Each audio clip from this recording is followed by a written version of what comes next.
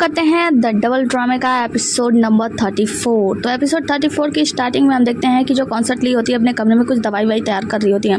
नौकरानी आती है, कहती है कि आपके लिए एक चिट्ठी आया है।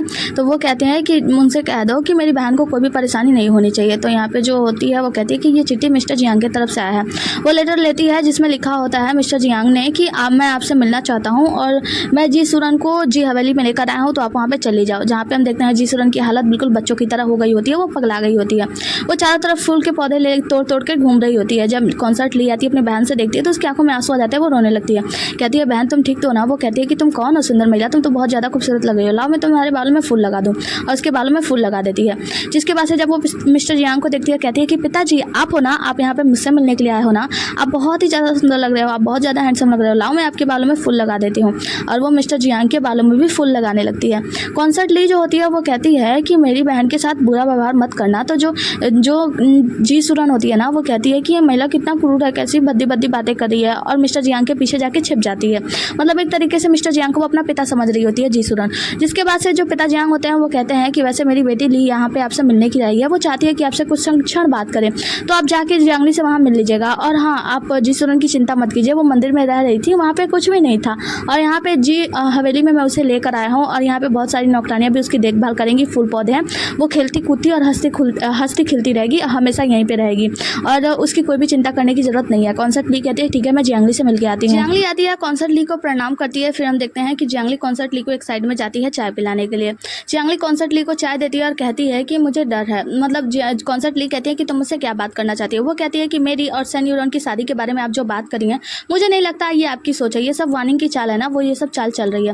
वो कहते हैं इसमें चाल की क्या बात है, वैसे भी तुमने कहा था कि तुम सन यूरॉन को पसंद करती हो, अब तुम दोनों एक दूसरे से प्यार करते हो, शादी हो जाएगी तो अच्छी बात रहेगी। तो यहाँ पे जियांगली कहती है कि देखिए आप अच्छे से जानती हैं कि मैं इतनी सीधी सादी तो हूँ नहीं। तो वो कहती है कि अच्छा तो तुम मुझे यहाँ पे अपनी सच्चाई बताने के लिए बुलाई हो। जियांगली कहती है इससे क्या फ़र्क पड़ता है मैं कितनी बुरी हूँ, मैं आपको बस ये बता दूँ कि आप ऐसा मत कीजिएगा कि जो वार्निंग है ना, वार्निंग का मोहरा बन के आप भी मत रह जाइएगा। जैसे आपकी बहन थी वो वार्निंग का मोहरा बन के आई, उस डिवाइनर को लेकर आई हमारे परिवार में मुझे खत्म करने के लिए। आखिर में क्या हुआ, उस डिवाइनर की मौत हो गई और आपकी बहन की ये हालात हो चुकी है। तो मुझे पता है कि उसके पास आपका कुछ राज है, और वो राज थोड़ा बहुत बताने लगती है कि कैसे कॉन्सर्ट पहले वाली कॉन्सर्ट की मृत्यु हुई वगैरह वगैरह, थोड़ा बहुत कुछ बताती है। तो यहाँ पे कॉन्सर्ट ली ना डरने लगती है, उनका हाथ कांपने लगता है। जियांगली कहती है कि मुझे लगता है कि आपको ध्यान रखना होगा इस बात का कि कहीं आप उसका मोहरा बन के आप भी पूरी तरीके से बर्बाद ना हो जाओ अपने बहन की तरह। और हाँ, मेरी माँ की चिंता मत कीजिएगा, मतलब आपकी बहन की, मैं उसकी देखभाल यहाँ पे करूँगी और उसकी नौकरानियाँ उसके आगे पीछे रहेंगी और उसे किसी भी बात की फिक्र नहीं होगी। जिसके बाद से कॉन्सर्ट ली कहती है ठीक है, और वहाँ से जाने लगती हैं। मिस्टर जियांग से मिलकर कहती हैं कि वैसे आपकी बेटी बहुत ही ज़्यादा सिंपल है। तो मिस्टर जियांग कहते हैं आपका बहुत बहुत शुक्रिया। वो कहती है कि वैसे मेरे लिए दुनिया में कोई बहुत ज़्यादा इंपॉर्टेंट है वो सिर्फ मेरी बहन है। मेरी बहन को मेरे बहन के साथ कुछ भी नहीं होना चाहिए। अगर मेरी बहन के साथ कुछ भी बुरा होता है तो याद रखना मैं जियांगली को नहीं छोड़ूंगी। जिसके बाद से जो जियांग होते हैं वो कहते हैं कि हाँ आपको फिक्र करने की कोई भी जरूरत नहीं है, आपकी बहन के साथ कुछ भी बुरा भला नहीं होगा। लेडी जाते जाते कह जाती हैं कि देखो तुम याद रखना, अगर मेरी बहन के साथ कुछ भी बुरा हुआ तो तुम्हारे जियांग परिवार के साथ भी बहुत ज़्यादा बुरा हो सकता है। मिस्टर जियांग कहते हैं कि एक पिता जो अपने बेटी की रक्षा कर रहा है वो उसके लिए कुछ भी कर सकता है, पूरी दुनिया बर्बाद कर सकता है। जिसके बाद से हम देखते हैं कि जो रानी होती हैं यानी लेडी ली होती हैं वो कहती हैं कि तुम नहीं जानते तुम्हारे लिए क्या अच्छा है, और वहाँ से मुंह बनाकर चली जाती हैं। जिसके बाद से हम देखते हैं कि जो सुरन बाहर आती हैं और पिता जियांग के साथ मतलब जियांग के साथ बहुत ही ज़्यादा मस्ती कर रही होती है, हंस रही होती हैं, पागलों की तरह खेल रही होती है, बच्चों की तरह व्यवहार कर रही होती हैं, उन्हें अपना पिता समझ रही होती हैं। और ये सब कुछ जो कॉन्सर्ट ली होती है वो दूर खड़ी हुई देख रही होती है। हम सन यूरॉन को देखते हैं जो कि सामने पड़े गुगिन पे हाथ मार रहे होते हैं, मतलब छेड़ रहे होते हैं, मतलब धुन छेड़ रहे होते हैं। यहाँ पे जो राजकुमारी होती है वो बैठी होती है और सुन रही होती है। तभी एक नौकरानी आती है और वो बताती है कि दरअसल बात यह है कि मिस्टर जियांग ने अपनी पत्नी यानी जी सुरन को जी महल में शिफ्ट कर दिया है। तो यहाँ पे राजकुमारी कहती है कि ओहो, तो लगता है कि वो लोग भी कोई चाल चल ही रहे हैं। नौकरानी बताती है कि कॉन्सर्ट ली भी वहाँ पे गई थी उन लोगों से बात करने के लिए। तो जो राजकुमारी होती है वो कहती है कि वैसे ये लोग मिल रहे हैं, बातचीत कर रहे हैं, कॉन्सर्ट ली को वो लोग अपने बातों में लाने की कोशिश कर रहे हैं, लेकिन कॉन्सर्ट ली जो है ना हमारा एक ऐसा हुक्म का है जो हमारी बात तो मानने के लिए मजबूर है। इसके बाद से वो सन यूरॉन की तरफ देखती है तो सन यूरॉन कहता है कि तुम चाहती हो कि मैं जाकर रिक्वेस्ट करूं महाराज से कि वो मेरी और जियांगली की शादी के लिए ऑर्डर दे दे। तो राजकुमारी उसके पास आती है और कहती है सन यूरॉन, मुझे ऐसा लगता है कि तुम मुझसे शादी करने के लिए मरे जा रहे हो, बहुत जल्दी शादी करना चाहते हो है ना। सन यूरॉन कहते हैं हाँ क्यों नहीं, मैं तो चाहता हूँ कि मैं उससे जल्दी शादी कर लूँ और मैं अपने राजकुमारी की बातों को जल्दी कंप्लीट करूँ और मैं राजकुमारी के हर एक बात को पूरा करूँ जो वो चाहती है। तो राजकुमारी कहती है वो तुम मुझसे बहुत प्यार करते हो ना। वो कहता है हाँ बहुत ज़्यादा। जिसके बाद से राजकुमारी कहती है कि वैसे क्यों ना तुम और जियांगली मिलकर हमारे लिए एक सॉन्ग प्रैक्टिस मतलब एक सॉन्ग बजाओ और साथ में गाओ। तो वो कहता है कि नहीं ऐसा पॉसिबल नहीं है। वो कहती है कि वैसे भी मुझे ऐसा लगता है कि शायद उसने ही तुम्हें गुगीन बजाना सिखाया है ना। वो कहता है नहीं ऐसी कोई बात नहीं है, उसने मुझे गुगीन बजाना नहीं सिखाया। राजकुमारी कहती है तो क्यों ना तुम एक बार मेरे लेडी कॉन्सर्ट और उसके बाद से महाराज के सामने, हम लोगों के सामने एक संगीत प्रस्तुत करो जियांगली को मिलाकर। वो कहता है कि ऐसा पॉसिबल नहीं है, मतलब ये सब क्यों करना चाहती हो। तो राजकुमारी कहती है कि मैं देखना चाहती हूँ कि दो दुश्मन जब आपस में साथ में मिलकर संगीत गाते हैं तो कैसा होता है। तो जो ये होते हैं सेन यूरोन, वो कहते हैं कि आखिर ये सब किस लिए। तो वो कहती है इसलिए कि अगर तुम उन लोगों के सामने एक कॉन्सर्ट करोगी तो लेडी ली के लिए ये सब आसान हो जाएगा।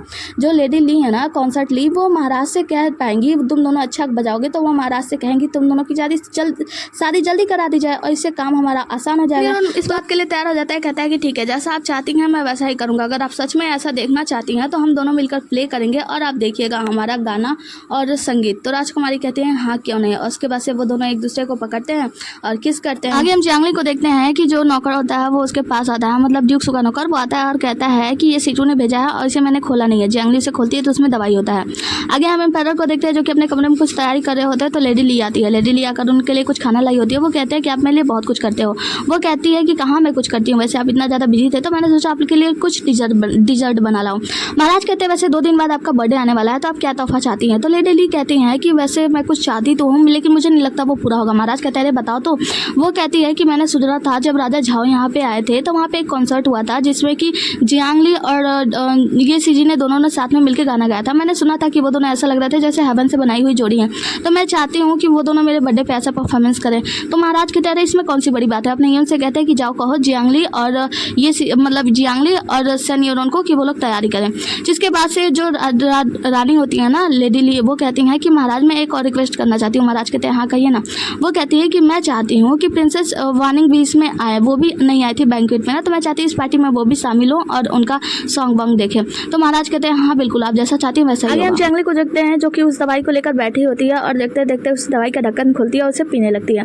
जब जियांगली इस दवाई को पी रही होती है तभी हम देखते हैं कि यहाँ पे उसका चचेरा भाई और ल्यूजू आते हैं। वो लोग कहते हैं जियांगली तुम ठीक तो हो ना। वो कहते हैं क्या हुआ, मैं तो ठीक हूँ। तो वो लोग बताते हैं कि मैंने सुना कि तुम्हारी शादी सेन यूरोन से तय हो गई। वो कहती है कि हाँ मैंने भी सुना इसके बारे में। वो लोग कहते हैं तुम ठीक तो हो ना, कुछ बुरा तो नहीं हुआ। मैंने ये सब स्टूपिडिटी क्या है, मतलब ये सब तो बेकार सी बात है ना। वो कहता है कि हाँ थोड़ा सा ट्रिकी तो है पर कुछ नहीं होगा, संभाल लेंगे। उसके बाद से वहाँ पे बैठ जाते हैं। चचेरा भाई कहता है कि वैसे ये सीजी यहाँ पे आया हुआ है। तो जियांगली पूछती है क्यों, वो क्यों आया है। वो कहता है तुम्हारी शादी के बारे में बात करने के लिए उसे पता चला। तो वो वहाँ से उठती है और दौड़ते हुए ये सीजी को देखने के लिए चली जाती है। आगे के सीन में हम ड्यूक्सू को देखते हैं जो कि बैठे होते हैं। तो यहाँ पे लूजी आकर बताता है कि महामारी में एक अच्छी खबर है। दरअसल कुछ चीज़ था जो कि छुपाया जा रहा था हमसे और मैंने ढूंढ निकाला है।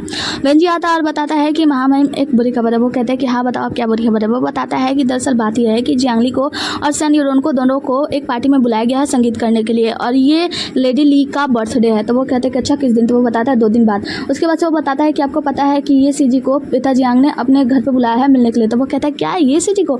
तो वो उसे कुछ धक्का लगता है और कहता है कि ये सीजी घर पे क्यों गया और वो दौड़ते हुए वहाँ से निकल जाता है। आगे के सीन में हम देखते हैं कि जो पिता जियांग होते हैं ना, वो ये सीजी से बातें करते हैं, कहते हैं कि ठीक है डेफिनेटली ये सब काम हो जाएगा और वहाँ से उठ के जाने लगते हैं।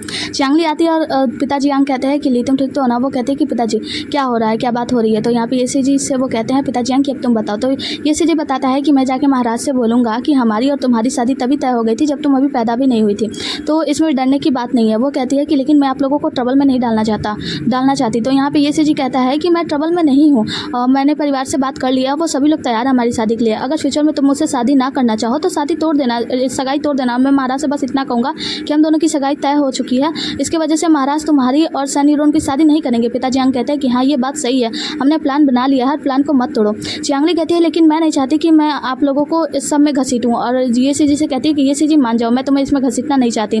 तो ये सीजी चिल्लाकर कहता है कि क्या हो अगर मैं कहूँ कि मैं इसमें घसीटाना चाहता हूँ, तो मैं तुमसे तुम्हारे साथ रहना चाहता हूँ, मैं तुमसे शादी करना चाहता हूँ, तो क्या। जियांगली कहती है लेकिन मैं नहीं चाहती, तुम भले ही चाहते हो लेकिन मैं नहीं चाहती। हम देखते हैं जो कि सैड होने लगता है। तभी हम देखते हैं कि यहाँ पे लूजी आता है और कहता है कि बाहर ड्यूक्सू आपका इंतजार कर रहे हैं एंट्रेंस पे।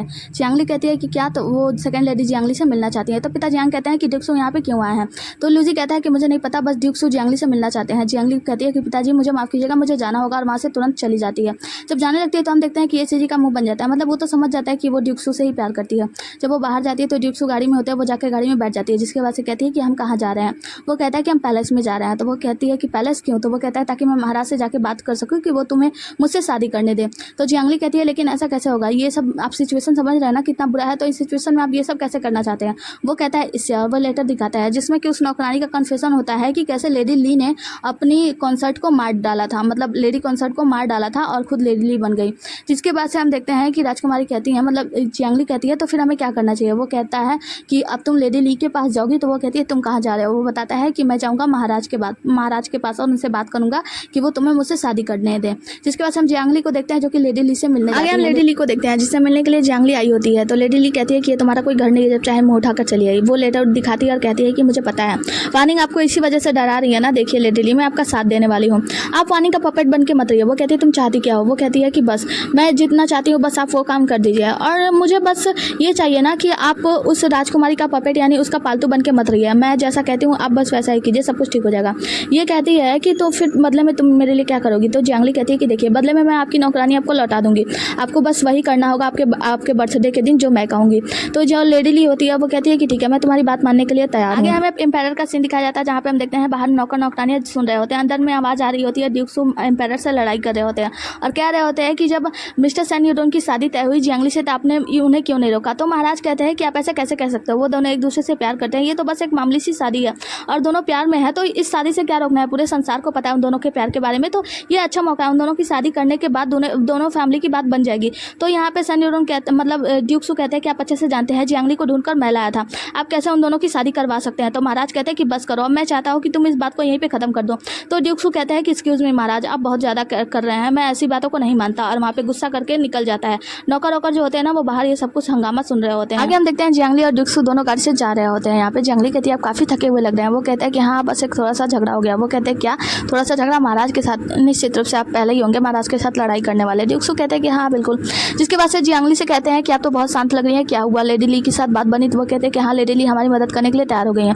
जिसके बाद से ड्यूक्सू कहते हैं कि अगर क्या हुआ लेडी ली उस समय शादी की बात नहीं करेंगी और बर्थडे में अगर राजकुमारी ने आपका शादी सैन यूडोन से करने के लिए बात कर दी तो आप कैसे रिजेक्ट करेंगी। वो कहती है एटलीस्ट मुझे 1-2 महीने का टाइम तो मिलेगा ना, उस महीने में मैं ये सारा काम सेटल कर दूंगा, बस ये नाम का एंगेजमेंट होगा, उसके बाद से वो टूट जाएगा। ड्यूक्सू कहता नहीं मैं ऐसा नहीं चाहता। वो कहते हैं कि अरे वो बस नाम का होगा। वो कहता है नहीं मैं नाम का भी नहीं चाहता, मैं नहीं चाहता कि सैन यूडोन के साथ तुम्हारा थोड़ा सा भी नाम जुड़े और गुस्सा करते हैं। राजकुमारी को देखते हैं जिनका पीठ दबा रहा होता है सैन यूडोन, और राजकुमारी कहती है कि क्या होगा फ्यूचर में जब तुम मेरे पास नहीं होगे। तो वो कहता है कि मैं हमेशा आपके साथ रहूँगा, आपको चिंता करने की जरूरत नहीं है।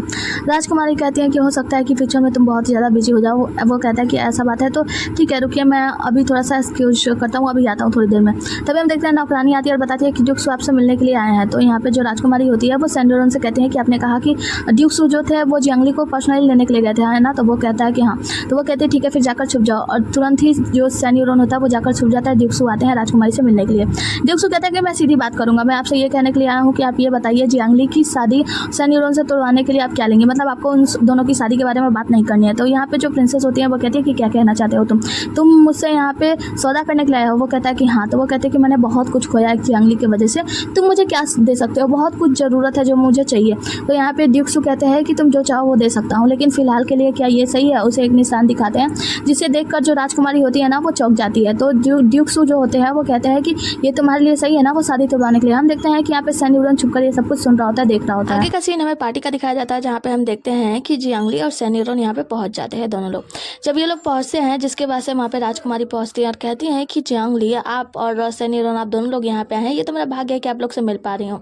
जियांग ली कहती है कि ये तो हमारा भाग्य है कि कॉन्सर्ट ली ने हमें यहाँ पे बुलाया। जिसके बाद से यहाँ पे अनाउंस होता है कि कॉन्सर्ट ली और महाराज आ रहे हैं। कॉन्सर्ट ली और महाराज आते हैं, दरवाज़ा खुलता है, ये सभी लोग उन्हें प्रणाम करते हैं। जिसके बाद से जो महाराज होते हैं वो कहते हैं कि जियांग ली तुम्हारा और सैन यूडोन का गाना सुनने के लिए कॉन्सर्ट ली ने इस बारे में कहा था और मैं उनके बर्थडे पार्टी के लिए मना नहीं कर पाया, तो आइए बैठिए पहले खाना वाना खाते हैं, जिसके बाद से हम आपका जो गाना है सॉन्ग है वो एंजॉय करेंगे। महाराज का ऐसा कहने पर सभी लोग आराम से बैठ जाते हैं और खाने पीने लगते हैं, मतलब खाना वाना खाने लगते हैं। महाराज सभी लोगों से वाइन टोस्ट करते हैं। जियांग ली और जो सैन यूडोन होते हैं और राजकुमारी ये तीनों लोग वाइन टोस्ट करते हैं। हम देखते हैं कि जो सैन यूडोन को ना राजकुमारी देख रही होती है कि वो कैसे जियांग ली के बगल में बैठा है, इसे थोड़ा बहुत जलन हो रहा होता है। जियांग ली भी देखती है कि जो राजकुमारी है वो बार बार सैन यूडोन को ही देख रही हैं और इसके बाद से वो महारानी यानी कॉन्सर्ट ली को देखकर इशारा करती हैं। जिसके बाद से हम देखते हैं कि सैन यूडोन और जियांग ली को एक साइड पे खड़ा कर दिया जाता है और वो जो आदमी होता है कहता है कि आप लोग अपना गाना बजाने का तैयार कर लीजिए, महाराज अभी जैसे बोलेंगे तो आप लोग स्टार्ट कर दीजिएगा। जिसके बाद आदमी वहाँ से चला जाता है। तो जियांग ली से सैन यूडोन कहते हैं कि और बताओ तुम खुश हो। तो जियांग ली कहती है हाँ। तो वो कहता है कि तुम जानती हो मैं तुम्हें एक बात बताना चाहता था, मैं कहना चाहता था कि मैं तुमसे बहुत प्यार करता हूँ। जियांग ली कहती है कि अगर मैं एक बार और तुम्हारी बातों पर भरोसा कर लूँ तो क्या, तो फिर तुम मेरा भरोसा तोड़ दोगे। तो यहाँ पे सनी रोन जो होता है ना वो कहते हैं कि जियांगली तुम्हें पता है कि ड्यूक्सू की तरह अगर मेरे पास ताकत होती ना तो शायद मैं भी तुम्हारे लिए खड़ा होता। और कहता है कि तुम्हें पता है जियांगली की ड्यूक्सू ने क्या किया है। वो बताता है कि राजकुमारी को ड्यूक्सू ने लुआंग्यू आर्मी का जो टोकन है दे दिया है। और ये कहती है कि ऐसा क्या बकवास कर रहे थे। वो कहता है कि मैं उस वक्त वहीं था, मैंने देखा कि कैसे ड्यूक्सू वो लुआंग्यू आर्मी का टोकन जो है वो राजकुमारी को दे रहे थे। तो वहाँ पे हमें दिखाया जाता है कि राजकुमार ने कहा था कि ये तो लोंगवू आर्मी का टोकन है और ये तो बहुत शक्तिशाली आर्मी है, तो ये तुम मुझे क्यों देना चाहते हो। तो ड्यूक्सू ने कहा था कि मुझे नहीं फर्क पड़ता कि दुनिया में कौन राज करता है पूरे वर्ल्ड में, मुझे तो बस उस लड़की से फर्क पड़ता है, मुझे वो लड़की चाहिए। जिसके बाद से आज का सीन दिखाया जाता है। ड्यूक्सू जियांगली से कहते हैं कि देखो तुम्हें पता है उतनी शक्ति अगर मेरे पास होती ना जितना ड्यूक्सू के अंडर में है वो सब मेरे पास होता ना तो मैं तुम्हारे लिए पूरी दुनिया से लड़ जाता। जियांगली कहती है कि अच्छा तो मुझे तुम्हारी बातों पर बिल्कुल भी भरोसा नहीं है। और यहाँ पे जियांगली को बहुत ही ज्यादा बुरा भी लग रहा होता है। जिसके बाद से ड्यूक्सू से डराते हुए कहते हैं कि सोचो अगर ये बात महाराज तक पहुंच जाए कि ड्यूक्सू ने महाराज को धोखा दिया है तो ड्यूक्सू का क्या होगा, क्या महाराज ड्यूक्सू को छोड़ेंगे। जियांगली को बहुत ही ज्यादा अपसेटिंग फील हो रहा होता है। जिसके बाद से हम देखते हैं कि महाराज के पास वो आदमी चाहता है और कहता है कि जियांगली और सनी रोन तैयार है। तो महाराज कहते हैं ठीक है फिर कॉन्सर्ट स्टार्ट किया जाए, मतलब गाना स्टार्ट करें। परफॉर्मेंस स्टार्ट की जाती है। हम देखते हैं कि जियांगली और सनी रोन एक नाव में होते हैं जहाँ पे जियांगली अपना गुंगिन बजाना स्टार्ट करती है और सनी रोन जो होते हैं वो अपनी बांसुरी लेकर तैयार हो जाते हैं। हम देखते हैं कि जियांगली बहुत ही ज्यादा अपसेट दिखाई दे रही होती है। सनी रोन की बातों को सोचकर उसे बहुत ही ज्यादा बुरा भी लग रहा होता है। जिसके बाद से हम देखते हैं कि महाराज और महारानी जो होते हैं वो एंजॉय कर रहे होते हैं इनके गाने को। सनी रोन अपना बांसुरी बजा रहे होते हैं और जियांगली जो होती है अपना गुंगिन बजा रही होती है, लेकिन अचानक से कुछ देर बाद वो बीच में ही रुक जाती है। अब सनी रोन भी अपना बांसुरी रोक देते हैं और फिर मतलब परफॉर्मेंस थोड़ा सा खराब हो जाता है, लेकिन जियांगली फिर संभालते हुए दोबारा से बजाने लगती है और सनी रोन का साथ देती है। जिसके बाद से परफॉर्मेंस खत्म होता है। तो खत्म होने के बाद जो राजकुमारी होती है वो कहती है कि जियांगली आपको यहाँ परफॉर्मेंस के लिए बुलाया गया था, क्या मैं और जो कॉन्सर्ट ली है हम लोग इस लायक भी नहीं कि तुम्हारा एक अच्छा सा परफॉर्मेंस देख पाए, तुमने सब कुछ खराब कर दिया। यहाँ पे हम देखते हैं कि कॉन्सर्ट ली और महाराज भी थोड़े से उदास होते हैं। जियांगली और सनी रोन वहाँ पे खड़े होते हैं। तो जो राजकुमार मतलब जो महारानी होती है ना वो कहती है खैर कोई बात नहीं, उस बार जब इन लोगों ने परफॉर्मेंस किया था तो बहुत ज़्यादा प्रैक्टिस की थी तो इन लोगों का परफॉर्मेंस बहुत ही ज़्यादा अच्छा हो गया होगा, और वैसे इस बार तो मैंने अचानक से बुला दिया ना तो परफॉर्मेंस खराब भी हो गया तो कोई बात नहीं, खैर आइए बैठिए। जिसके बाद से राजकुमारी जो होती है वो सनी रोन से कहती हैं कि सनी रोन तुम इसके साथ अगली बार भी सॉन्ग गाए थे और बजाए थे, क्या तुम्हें नहीं लगता कि इस बार इसने थोड़ा सा परफॉर्मेंस खराब कर दिया है। तो यहाँ पे सनी रोन कहते हैं कि दरअसल बात यह है इन्होंने परफॉर्मेंस तो बहुत अच्छा देने की बात की है, लेकिन मुझे ऐसा लगता है कि शायद इनके माइंड में कुछ चल रहा था इसीलिए ये परफॉर्मेंस में थोड़ा सा चूक गई। जिसके बाद से हम महाराज को देखते हैं, कहते हैं कि अच्छा ऐसी बात है। तो जियांगली कहती है कि जी महाराज माफ़ कीजिएगा, दरअसल बात यह है कि मेरे माइंड में कुछ बातें चल रही थी। तो जो कॉन्सर्ट ली होती है वो कहती है कि अच्छा ऐसी क्या बातें चल रही थी तुम्हारे माइंड में, तुम्हारे दिल में, जो तुम्हारे से परफॉर्मेंस खराब हो गया। तो जियांगली कहती है देखिए मैं बताना चाहती हूँ, दरअसल मैं जू फेंगफई के बारे में सोच रही थी। आपको पता है मुझे जू फेंगफई का भाई मिल गया जो कि सबको लगा था कि वो मर गया, मिस्टर झाओ। तो यहाँ पे राजकुमारी चौंक जाती है। वो कहती है कि हाँ ये सब राजकुमारी की वजह से ही हुआ, राजकुमारी ने मुझसे कहा था कि मैं जू फेंगफई हूँ और मैं मरी नहीं हूँ। तो इस वजह से मेरे दिमाग में ये बात टन से घंटी जैसे लगी और मुझे लगा कि शायद उसका भाई भी कहीं ना कहीं जिंदा होगा। जब मैंने एक जगह जांच कराई, डिक्सू से कहा उस जगह पे जाके जांच करने के लिए, तो वहाँ पे मुझे जू फेंगफई का भाई जो है मिल गया और उसके हम लोग इलाज कराने हैं। डिक्सू इसका अच्छे से जांच वाच कर रहे हैं तो जल्दी पता चल जाएगा कि मिस्टर सनी रोन के ससुर और उनके साले को मारने की कोशिश किसने की थी। यहाँ पे हम देखते हैं कि जो राजकुमारी होती है उसका तो मुंह ही बन जाता है, डर जाती है पूरी तरीके से। जिसके बाद से जो महाराज होते हैं वो कहते हैं कि आपने सही व्यक्ति चुना है। जब मिस्टर ड्यूक्सू इसकी जांच कर रहे हैं तो वो तो पूरी अच्छी तरीके से जांच करके मतलब अपराधी को पकड़ के ही लाएंगे। जिसके बाद से हम देखते हैं कि जो जियांगली होती है वो कहती है कि माफ़ कीजिएगा आज का परफॉर्मेंस जो है ख़राब हो गया, तो इसके बदले में मैं आपको एक सॉन्ग सुनाना चाहती हूँ। सॉन्ग का नाम बोलती है, कहती है कि मैं ये सॉन्ग सनी रोन के साथ गाना चाहती हूँ। सनी रोन कहता है कि माफ़ कीजिएगा इस सॉन्ग के बारे में मुझे अच्छे से पता नहीं है, मतलब मुझे अच्छे से याद नहीं है, तो आपको शायद उदासी हासिल होगी, मैं कर नहीं पाऊंगा। जिसकी वजह से जियांगली कहती है कि ये तो बहुत ही ज़्यादा पॉपुलर सॉन्ग है, वैसे आपको ये सब याद नहीं है तो कोई बात नहीं, मैं अकेले परफॉर्मेंस कर लूंगी। राजकुमारी भी वो देख रही होती है कि कैसे ये चाले चली है। जिसके बाद हम देखते हैं कि जियांगली अपना परफॉर्मेंस देती है, मतलब जियांगली वही गाना गाती है जो कि सनी रोन और जियांगली तब गाया करती थी जब सनी रोन से वो पहली बार मिली थी, तब से उसने ये गाना प्रिपेयर किया था। सनी रोन को ये सॉन्ग सुन के बहुत ही ज़्यादा रोना आ रहा होता है, मतलब उनकी आंखों में आंसू आ रहे होते हैं। वो अपने बीते हुए कल को याद कर रहे होते हैं कि जब वो अपने पत्नी जू फेंगफई के साथ कितना खुश रहा करते थे और जू फेंगफई ने बताया था कि जब मैं तुमसे मिली थी तभी शायद मुझे तुमसे प्यार हो गया था और उसके बाद से मैंने ये सॉन्ग को राइट किया था, मतलब इस सॉन्ग को याद किया था और तुम्हारे लिए हमेशा गाती हूँ। और यहाँ पे जियांगली और जो ड्यूक्सू है वो इस गाने को गाकर हमेशा से एंजॉय किया करते थे, बहुत ज़्यादा मस्ती किया करते थे। हम देखते हैं कि राजकुमारी भी ये चीज़ ध्यान देती है कि जियांगली का सॉन्ग सुनकर जो सनी रोन है ना वो बुरी तरीके से रो रहे हैं, तो यहाँ पे ये भी गुस्से में होती है और नशे के कारण और भी ज़्यादा नशा करने लगती है, मतलब और ज़्यादा पी रही होती है, और उधर सैनी लियोन अपना शराब पे शराब, जाम पे जाम पिए जा रहे होते हैं। हम देखते हैं कि जो महारानी होती है ना, यानी लेडी ली कॉन्सर्ट जो होती हैं, वो देख रही होती हैं राजकुमारी को दारू पीते हुए, मतलब वो जरूर कुछ वाइन में ना कुछ तो मिलाई है, और सैनी लियोन भी खूब पीने जा रहे होते हैं। आगे हम देखते हैं कि जियांगली पहुंचती है और ड्यूक सू के पास, और उनसे कहती है कि क्या तुम्हें लोंगी आर्मी का जो की है वो ले जाकर राजकुमारी को दे दिया, वो भी मेरे लिए? तो वो कहते हैं कि हाँ। कहती है ड्यूक सू, क्या तुम पगला गए हो, तुम पागल हो गए हो क्या? तुम्हें पता है महाराज को पता चलेगा तो क्या होगा, तुमने उन्हें धोखा दे दिया। और चारों तरफ इधर घूमने लगती है। कहते हैं कि हमें जल्दी से करके वो जो फिश वाला लॉकेट है ना, उसे पाना होगा, जल्दी से उसे लेकर आना होगा। तुम ऐसा क्यों कैसे कर सकते हो, तुम पागल हो गए क्या? तुमने मेरे लिए महाराज को धोखा दे दिया, महाराज को पता चलेगा तो क्या होगा, वगैरह वगैरह। तुम्हारा क्या होगा आखिर? तो ड्यूक सू कहते हैं कि अरे रुको, तो तुम मेरे बारे में सोचते हो, इसका मतलब क्या तुम्हें मेरी परवाह है? तो जियांगली कहती है कि ड्यूक सू तुम पागल हो गए क्या, और उसके करीब जाती है, जिसके बाद से ड्यूक सू कहते हैं अरे हाँ ठीक है, मैं समझता हूँ, पहले तुम धीरा धरो, शांति रखो और यहाँ पे बैठ जाओ।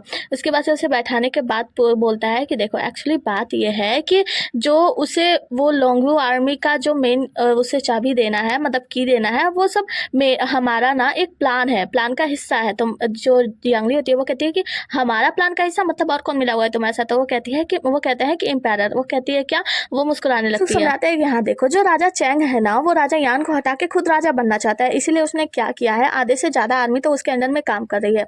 यहाँ तक कि जो वो पहाड़ों से खोदे जा रहे थे सोने वोने, वो भी उस राजा चैंग के अंडर में जा रहे थे। वो उन सोनों से बहुत सारे सैनिकों को खरीद रहा था और अपनी जो आर्मी है वो बहुत ही ज्यादा मजबूत बना रहा था। और यहाँ पे क्या हो रहा है, अंदर में जो राजकुमारी वानिंग है और जो ली जुंगनान है, वो दोनों लोग मिल के राजा चैंग का साथ दे रहे हैं। तो यहाँ पे राहत को उसका जब कोई भी सामान जाता है मतलब राजा यान के अंडर से, लेकिन वो सारा सामान जो है ना, वो जब लोगों के पास पहुंचता है तो राजा चैंग के नाम से जाता है। जो कि मैंने धीरे धीरे करके पता लगाया, तो हमें पता लगा है कि हमारे लोगों को एम्पायर के बारे में गलतफहमी है। उन लोगों को ये गलतफहमी है कि एम्पायर तो कुछ करते नहीं है और राजा चैंग उन लोगों के लिए बहुत कुछ करते हैं। और कुछ महीने बाद जो राजा चैंग है वहाँ यहाँ पे आने वाले हैं और वो अपनी लड़ाई को आगे बढ़ाएंगे, जिसके बाद से वो क्या करेंगे, राजा यान को बुरा साबित करके उनकी गद्दी से उतार देंगे और खुद राजा बन जाएंगे। तो इसीलिए मैंने महाराज के साथ मिलकर ये चाल चला है। जिसके बाद से वो बताते हैं और हमें दिखाया जाता है कि वो महाराज के साथ होते हैं और महाराज से कहते हैं कि देखो महाराज, आपको मेरी बात माननी होगी, क्योंकि अगले महीने ही है जो राजा चैंग आने वाले हैं महल में, आपके पिता की बरसी है, उस समय वो आएंगे। तो आपको पता है ना क्या होने वाला है, राजा चैंग के अंदर में बहुत सारे आदमी आ गए हैं और वो मिलकर आपको धोखा देने वाले हैं। तो राजा यान जो होते हैं एम्पायर, वो कहते हैं कि आखिर तुम कहना क्या चाहते हो, तो तुम इसके बदले क्या लुवांगू आर्मी उस वानिंग को दे दोगे, राजकुमारी को, तो मेरा सेफ्टी का क्या, मुझे कौन बचाएगा? तो वो कहते हैं कि आप मुझ पर विश्वास कीजिए। दुक्सु कहते हैं आप मुझ पर विश्वास कीजिए, मैं आपको कुछ भी नहीं होने दूंगा, बस लुवांगू आर्मी का जो मेन किया है ना, वो मैं राजकुमारी को दे दूंगा। और देखिए उन्होंने जो सोने की खदान से सोने लिए थे वो सब तो उनके अंदर में है नहीं, तो उन लोगों की थोड़ी सी कमजोरी हो गई है। लेकिन अब मुझे दिखाना होगा, उन लोगों को दिखाना होगा कि वो लोग बहुत ही ज्यादा मजबूत हैं और वो लोग आप पे हमला करें, जिसके बाद से उन सभी को हम लोग समाप्त करके और आप जो है आसानी से सो सकते हैं, मतलब चैन की नींद सो जाएंगे। तो महाराज कहते हैं तो फिर ऐसा कैसे पॉसिबल होगा? तो जो ड्यूक्स होते हैं वो कहते हैं कि देखिए आपको मेरी बात माननी होगी, जैसा जैसा मैं कहता हूँ बस वैसा वैसा करते जाइए। मैं उस राजकुमारी को ये दिखाऊंगा कि मैं जियांगली को बहुत ही ज्यादा प्यार करता हूँ और जियांगली की वजह से मैं ये आर्मी टोकन उसे दे रहा हूँ, जिससे कि उसे लेने में कोई भी परेशानी नहीं होगी और वो आराम से उस टोकन को ले लेगी। उसके बाद से मेरा प्लान बी शुरू होगा। और जब ये राजा चैंग यहाँ पे आएंगे और वो लोग आपके ऊपर हमला करेंगे, राजा इम्पेरर कहते हैं हाँ तो वो हमला करेंगे तो मैं मर जाऊंगा और क्या, मुझे मारने का ही तो प्लान बना रहे हो? तो ड्यूक्सू कहते हैं नहीं ऐसी बात नहीं है, मेरे पास ट्रम्प कार्ड एक है और वो है राजा झाओ। राजा झाओ हमारा साथ देगा और उनके सैनिक लोग आपकी रक्षा करेंगे। महाराज कहते हैं कि अच्छा तो तुम क्या मुझे मोहरे की तरह इस्तेमाल कर रहे हो? वो कहता है कि महाराज देखिए ऐसा करना होगा, अगर हम ऐसा नहीं करेंगे तो राजा चैंग हमेशा के लिए तलवार हमारे सिर पे लटका रहेगा, तो हमें उसे खत्म करने का इससे अच्छा तरीका नहीं मिल सकता। तो आप मेरी बात मानिए, मैं जैसा कहता हूँ बस आप ऐसा वैसा करते जाइएगा, अगर आप ऐसा नहीं करेंगे तो आप सोच लीजिए। तो यहाँ पे जो राजा होते हैं वो कहते हैं कि अरे तुम क्या बात कर रहे हो, मैं ऐसा कैसे कर सकता हूँ, लुवांगू आर्मी उसके अंडर में चली जाएगी तो ये बहुत ही ज्यादा बुरा हो जाएगा। महाराज बहुत ही ज्यादा गुस्से में होते हैं, कहते हैं कि तुम्हें मेरी कोई भी परवाह नहीं है। ड्यूक्सू कहते हैं महाराज मुझे आपकी परवाह है, इसीलिए मैं आपका साथ आज तक देता आया हूँ और मैं हमेशा से आपका साथ देता रहूंगा, जब तक आप एक अच्छे राजा हैं मैं आपके पीछे हमेशा खड़ा रहूंगा, आपको मेरी बात माननी होगी। तो यहाँ पे जो राजा होते हैं वो समझने लगते हैं उसकी बातों को, कहते हैं ठीक है फिर बताओ क्या करना होगा। तो ड्यूक्सु कहते हैं कि आपको बस एक्टिंग करनी होगी और वहाँ पे सामान फेंक कर लड़ने लगते हैं और कहते हैं कि ये बताओ, जब सन यूरोन यहाँ पे आया था जियांगली से शादी के लिए तो तुमने मना क्यों नहीं किया। राजा कहते हैं कि ये पारिवारिक शादी है और दोनों एक दूसरे से प्यार करते हैं, इसमें गलत क्या है। यहाँ पे हम देखते हैं कि गुस्से के मारे ड्यूक्सु महाराज को सुनाकर जाने लगते हैं और महाराज से कहते हैं आपने बहुत अच्छा एक्टिंग किया। तो महाराज कहते हैं कि हाँ हाँ चलो, और अगर कुछ भी गड़बड़ हुई ना तो तुम्हारी सैलरी से पैसे कटेंगे। तो ड्यूक्सु मुस्कुराते हैं और वहाँ से चले जाते हैं। और ये सब उन लोगों को सुनाने के लिए था, मतलब बाहर जो नौकर होकर सुन रहे थे उन सबको सुनाने के लिए था कि राजा और ड्यूक्सु के बीच में लड़ाई हो गई। जियांगली ड्यूक्सु से कहती है अच्छा तो इसीलिए ये सब खेल खेला था। और मुझे बताओ क्या सच में राजा चेंग यहाँ पे आने के बाद महाराज यानी यान पे हमला करने वाला है। तो वो कहती है कि हाँ एम्पायर पे हमला होने वाला है और लड़ाई बहुत गंभीर होने वाली है। तो जो जियांगली होती है वो कहती है कि तुम्हारी लड़ाई में जाने से पहले और जब तुम राजा झाओ के पास जाओगे उनके ट्रॉप्स यानी आर्मी को लेने के लिए, उससे पहले मैं तुम्हारे लिए कुछ संगीत गाना चाहती हूँ। तो ड्यूक्सु कहते हैं कि हाँ बिल्कुल क्यों नहीं। जिसके वजह से जो ड्यूक्सु होते हैं वो कहते हैं कि वैसे मैंने अपनी बात को तुम्हारे सामने रख दिया है कि मैं तुम्हें पसंद करता हूँ, लेकिन कुछ ऐसा है जो तुम मुझे बताना चाहती हो, मतलब मैंने अपने सीक्रेट्स को तुम्हें बता दिया, बाकी किसी को नहीं बताया। तो जियांगली कहती है मेरे पास अब ऐसा कोई भी सीक्रेट नहीं है जो तुम्हें पता ना हो, मेरे बारे में तो सब कुछ तो तुम्हें पता है। तो ड्यूक्सु कहता है वैसे मैं तुम्हें पसंद करता हूँ, लेकिन तुमने आज तक कभी नहीं कहा कि तुम मुझसे पसंद करती हो।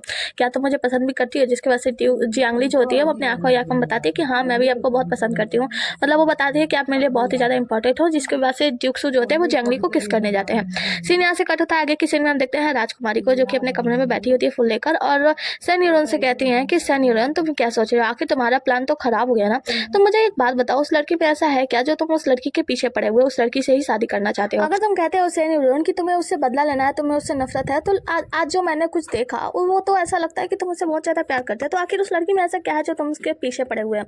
तो सन यूरोन जो होते हैं वो कहते हैं कि राजकुमारी आप मेरे बारे में ना सोचकर अपने बारे में सोचिए। मुझे ऐसा लगता है कि जो आपको तालिस्मान दिया गया है, मतलब जो टोकन आपको दिया गया था, वो शायद किसी प्लान का हिस्सा है। तो साफान कही कहती है कि तुम उसके बारे में ऐसा क्यों बात कर रहे हो, क्योंकि उस टोकन की वजह से तुम्हारी शादी का जो प्लान था वो कैंसिल हो गया इसीलिए। तो वो कहती है कि नहीं, वो कहता है कि नहीं मैं इसलिए तो नहीं कह रहा हूँ, लेकिन हाँ इतना समझिए कि जो ड्यूक्सु है ना वो प्लान का बना हुआ बोरा है, मतलब वो प्लान तो बनाते रहता है। तो मुझे ऐसा लगता है कि वो शायद आपको ठगने वाला है, तो आप इसके बारे में सोचे तो ज़्यादा अच्छा रहेगा। मतलब अब वो भी ना राजकुमारी से अजीब तरीके से उल्टे तरीके से बात कर रहा होता है। राजकुमारी कहती है कि तुम्हारी हिम्मत कैसे हुई ऐसे बात करने की, तुम पहले तो मुझसे ऐसे बात नहीं किया करते थे। सन यूरोन कहता है कि आपको मेरे बारे में ना सोचकर अपने बारे में सोचना चाहिए। तो यहाँ पे जो राजकुमारी होती है वो कहती है कि यही तो फर्क है तुम्हारे और साओएंग में, यानी कि ड्यूक्सु में। तुम्हें पता है ड्यूक्सु जो है ना वो जियांगली की जान बचाने के लिए खुद की जान दे सकता है, और तुम एक ऐसे व्यक्ति हो जो कि अपनी जान बचाने के लिए जियांगली की जान ले सकते हो।